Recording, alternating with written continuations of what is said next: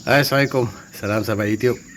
Okey, hari ni saya ada kat rumah kan, sebab dia saya nak servis mesin rumput elektrik saya. Jadi inilah dia mesin Makito yang saya selalu guna tu. Kan, saya selalu guna Makito ni dengan yang kilat yang kecil ni. Kan. Yang kilat kecil ni untuk tempat-tempat yang sempit. Kan, kadang-kadang saya buat standby juga sebab Makito ni bateri dia kuat sikit berbanding dengan yang kilat ni. Jadi inilah, sebab saya dah suspect dah dia ada sistem gear, kan, reduction gear. Sebab apa? Sebab motor dia 21 volt juga macam mesin kilat ni. Tapi mesin kilat ni pusing laju, yang ni pusing perlahan. Tapi yang ni boleh bawa pisau, yang ni tak, pisau dia kecil lah. Kan, ni pisau mesin rumput biasa tu dia boleh bawa. Tapi tak lama lah, lepas tu dia overheat. Saya tersilap buka ni, sebab ni bahagian gear dia. Saya nak tengah nak buka housing dia tu, nak cuci lah rumput-rumput yang termasuk dalam housing dia ni. Okey, saya dah buka dah benda ni. Saya buka daripada atas kali ni. Tadi saya buka daripada bawah. Ni buka, ada 4 skru je.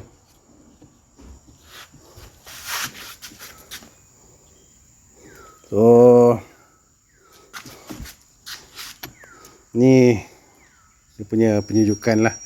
Jadi kalau ikutkan saya dah sapu dah sebenarnya. Saya dah brush dah. Sebab dia tadi ada kapal terbang nak landing. Kan, mula-mula saya tunggu juga. Kan, lepas tu dia datang pusing lagi sekali. Okey, tak apa. Kan, lepas tu dia datang pusing lagi sekali. Saya settlekan je lah. Rumah saya ni dekat dengan airport. Jadi itulah. So simple. Motor dia tak sama saiz dengan motor tu. Motor tu dia lebih panjang, yang ni dia lebih pendek. Ni brushless. Untuk masa hadapan, kalau sekiranya nak kena tukar motor dia, kalau motor rosak, dia ada satu skru sini, ada satu skru lagi sini. Kan, agak-agak macam tu je lah. Kan, tak ada bahagian yang dia guna solder. Sebab mesin ni konektor terminal dia tak pakai solder. Yang pakai solder dekat switch tu. Kan, switch dengan bateri, itu dia pakai solder. Yang ni tak tahu. Nak buka pun tak payahlah.